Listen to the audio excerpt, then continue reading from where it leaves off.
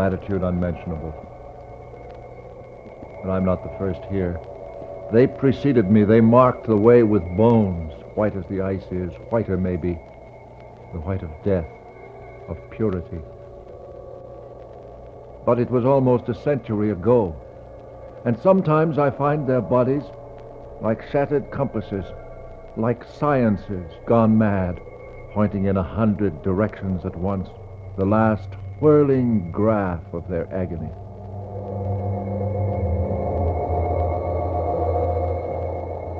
How could they know what I now know? A century later, my pockets stuffed with comfortable maps, that this was, after all, an island, that the ice can camouflage the straits and drive men into false channels, drive men into white sliding traps.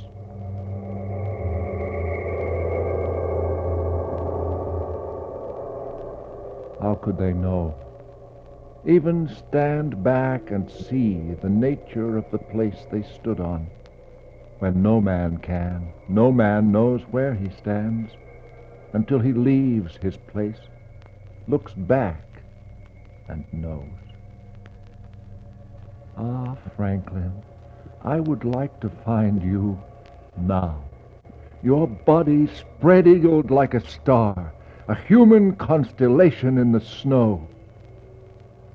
The earth insists there is but one geography, but then there is another still, the complex, crushed geography of men.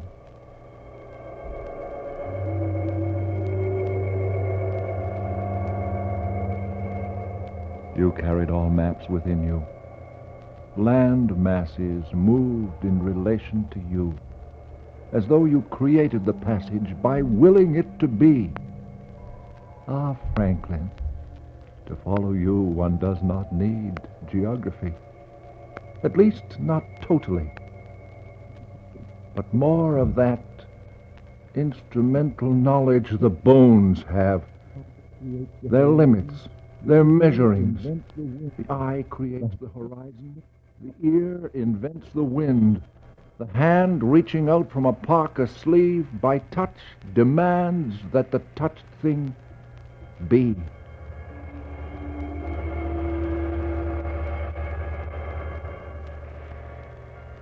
So I've followed you here, like a dozen others, looking for relics of your ships, your men, here to this awful monastery, where Crozier died, and all the men with you died, seeking a passage from imagination to reality, seeking a passage from land to land, by sea. Now, in the Arctic night, I can almost suppose you did not die, but are somewhere walking between the icons of ice, between them pensively like a priest, wrapped in the cold holiness of snow, of your own memory. I brought them here, 129 men, led them into this bottleneck, this white asylum. I chose the wrong channel, and the ice folded in around us, gnashing its jaws, folded in around us.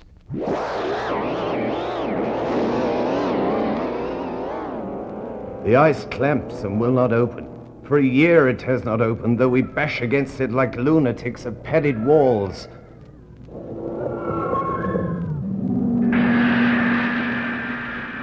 My ships, the Terror, the Erebus, are learning the meanings of their names. What madman christened them the ships of terror and of hell? In open sea they did 4 knots. Here they rot and cannot move at all.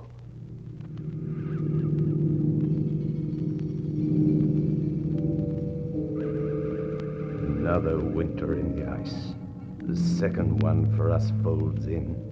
Latitude 70 north, November 25th, 1846. The sun has vanished.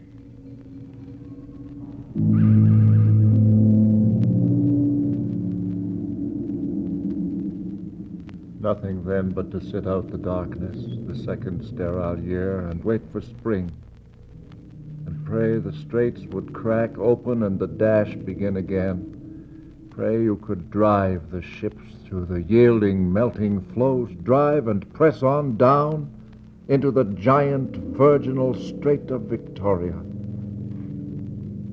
But perhaps she might not yield. She might not let you enter, but might grip and hold you crushed forever in her stubborn loins, join you finally in her horrible house, her white asylum in an ugly marriage.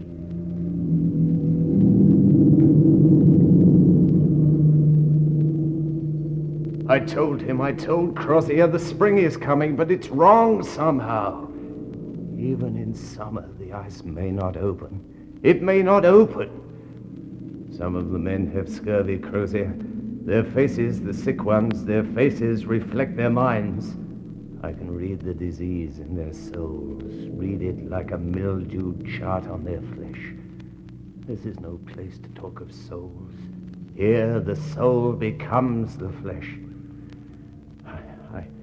I may have to send men on foot to where the passage is, to prove it is there, that Simpson joins Victoria, that there is a meaning, a pattern imposed on this chaos, a conjunction of waters, a kind of meaning even here, even in this place. A kind of meaning even here, even in this place. Yes, we are men.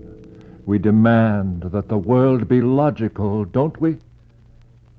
But 8 of your men went overland and saw it, proved the waters found each other, as you said, saw the one flowing into the other, saw the conjunction, the synthesis of faith, there in the white metallic cold, and returned to tell you, Franklin, and found you dying in Erebus, in the hell of your body, the last ship of your senses, June 11, 1847.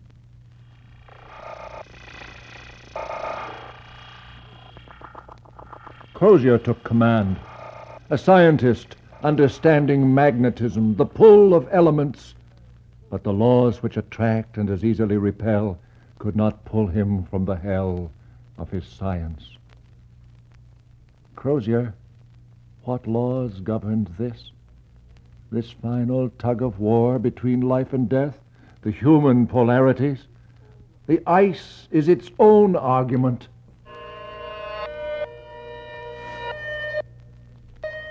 It is September, the end of summer. Summer. There was no summer. Funny how you go on using the same old terms, even when they've lost all meaning. 2 summers, and the ice has not melted. Has the globe tipped, the axis slipped? Is there no sense of season anywhere? September 1847. We await our 3rd winter in the ice. But the ice, wasn't it drifting south itself like a ship within a ship? The ice is drifting south, but not fast enough. It has time, more time than we have time. It has eternity to drift south. Ice doesn't eat, doesn't get scurvy, doesn't die like my men are dying.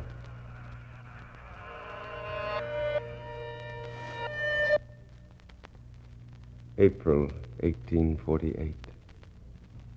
The winter is over. Supplies to last 3 months only. We are leaving the ships for good. You went overland then. Overland. An ironic word. How can you call this land? It's like the white teeth of a giant saw, and men crawl through it like ants through an upright comb. Overland. You set out from the ships in a kind of horrible birth, a forced expulsion from those 2 wombs, solid at least, 3-dimensional, smelling of wood and metal and familiar things. Overland.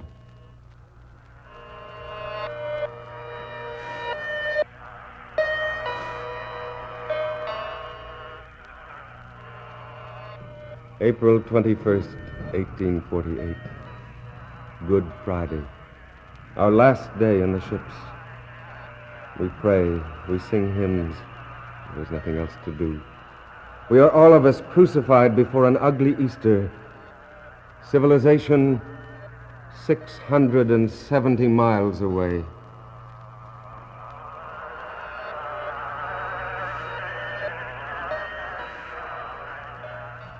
"105 men left. 3 months' supplies. Our Father who art in heaven, hallowed be thy name." 670 miles to civilization. 3 months' supplies, 105 men. Give us this day our daily bread, and forgive us scurvy among the men. We leave ship tomorrow. Thy kingdom come, thy will be done. 670 miles to civilization. For thine is the kingdom and the power and the glory. 25th April, 1848. HMS ships Terror and Erebus were deserted, having been beset since the 12th September, 1846. The officers and crew, consisting of 105 souls under the command of Captain F.R. Crozier, landed here. The total loss by deaths in the expedition has been to this date 9 officers and 15 men. So you pushed on, and the sun and snow, that marriage of agonizing light, assailed you.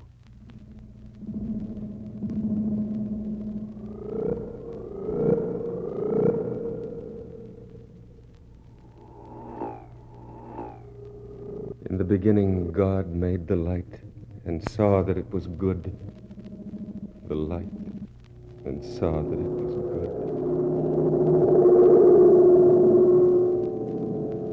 My men fall back, blinded, clutching their scorched eyes. Whoever said that hell was darkness? What fool said that light was good and darkness evil? In extremes, all qualities reverse themselves. In extremes, there are no opposites.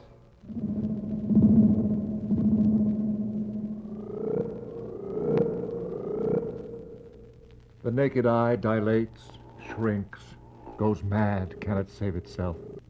You didn't even have those wooden slits the Eskimos wore to censor the sun, to select as much light as the eye can bear. Some science could have tamed the light for you, but not hope, not prayer, but pairs of simple wooden slits.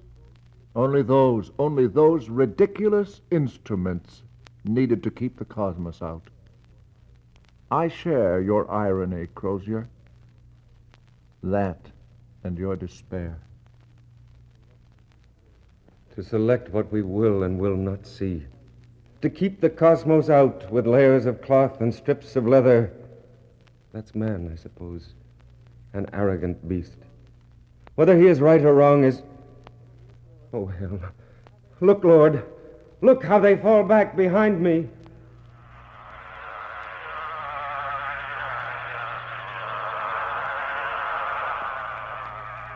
I sent 30 men back to the ships. 30 good men back to the Terror and the Erebus for food. Somehow we can go blind, but we must eat in the white waste. If all our senses fall apart, we must eat. We must still eat. 30 good men. On the way back, all of them but 5 died. Kneeled before the sun for the last time and died. Kneeled like priests in the whiteness and died. On their knees died. Or stretched straight out, or sitting in a brief stop which never ended, died. It does not matter how. 5 made it back to the ships, and there in the womb, in the wooden hulls, died. 5 who could not go back, who could not a second time bear the birth, the going out, the expulsion into pure worlds of ice.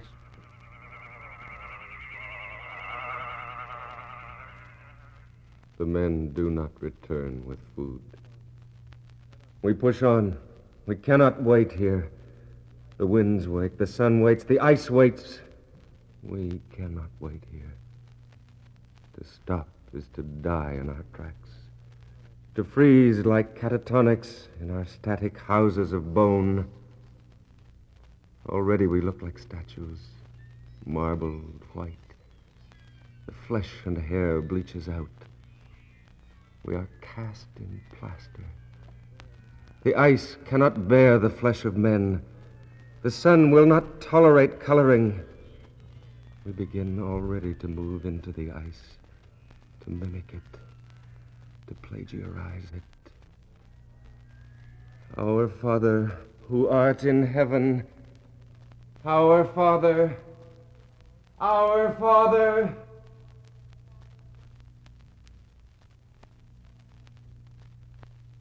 One night we saw Eskimos, and they were afraid. They gave us a seal. They ran away at night.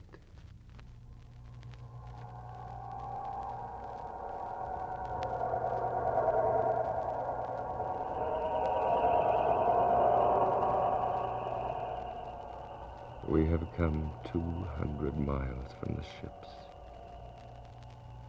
We have come 200 miles. There are 30 men left. It is the end. It is the end.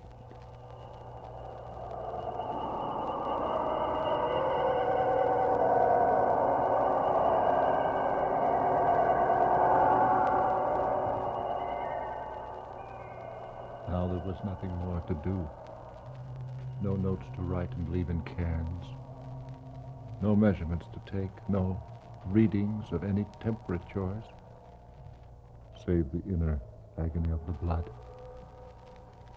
Now, Crozier, now you come to the end of science.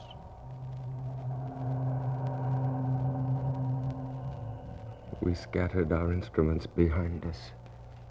Scattered them and left them where they fell, like pieces of our bodies, like limbs we no longer had need for. We walked on and dropped them, compasses, tins, tools, all of them. Now we come to the end of science.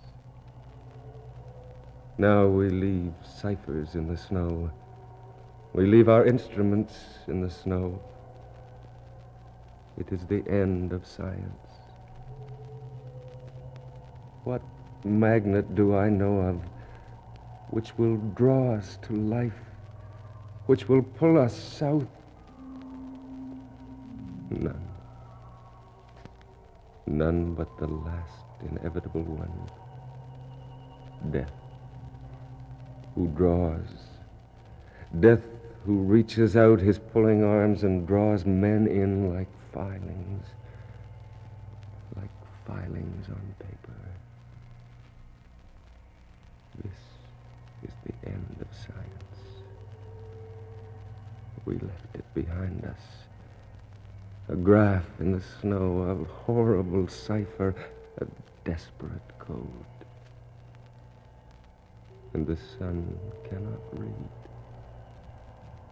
And the snow cannot either.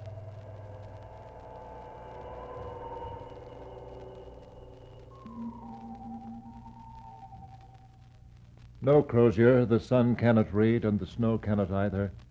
But men can. Men like me who come to find your traces, the pieces of your pain scattered in the white vaults of the snow. Men like me who come and stand and learn the agony your blood learned, how the body is bleached and the brain itself turns a kind of pure, purged white. And what happened to the ships? It hurts to talk of it. The Eskimo, Qaqortingneq, knows. Let him tell of it. I remember the day when our fathers found the ship. They were hunting seals, our fathers, and it was spring, and the snow melted around the holes where the seals breathed. Far away on the ice, my fathers saw a strange shape, a black shape, too great to be seals. They ran home and told all the men in the village. And the next day, all come to see this strange thing. And they did not understand. They went into the little houses on the deck of the ship and found dead people in beds who had lain there a long time. Then they went down into the hull of the great ship, and it was dark, and they did not understand the dark. And to make it light, they bored a hole in the side of the ship. But instead of the light, the water came in the hole and flooded and sank the ship. And my father ran away, and they did not understand. And the papers, Franklin's papers, the ship's logs, the reports. Papers? Oh, yes. The little children found papers in the great ship. But they did not understand papers. They played with them. They ripped them up. They threw them into the wind like birds.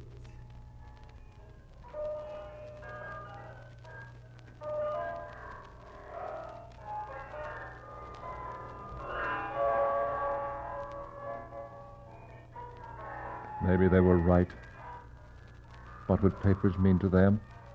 Cryptic marks, latitudes, signatures, journals, diaries of despair, official reports nobody needs to read.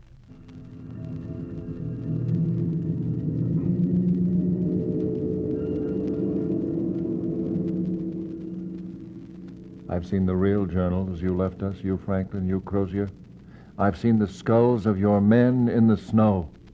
Their sterile bones arranged around cairns like compasses, marking out all the latitudes and longitudes of men.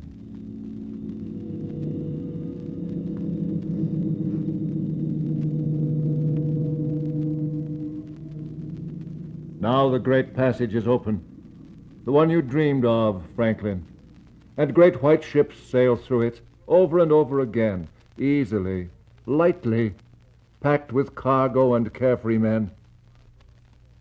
It is as though no one had to prove it, because the passage was always there.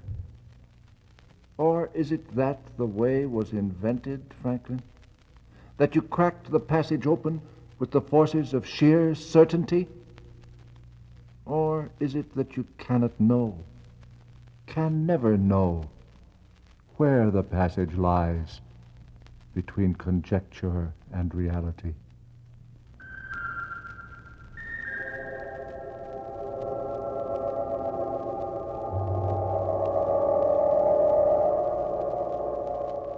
Terror and Erebus, a verse play for radio by Gwendolyn MacEwen of Toronto, in a CBC Sunday night production, with Robert Christie as Rasmussen, Paul Craig as Franklin, Arch MacDonald as Crozier, and Ed McNamara as Qaqortingneq. Electronic music composed by Terry Rustling. Technical operation, Ken Frost. Production and direction, James Kent. Bill Lorne speaking.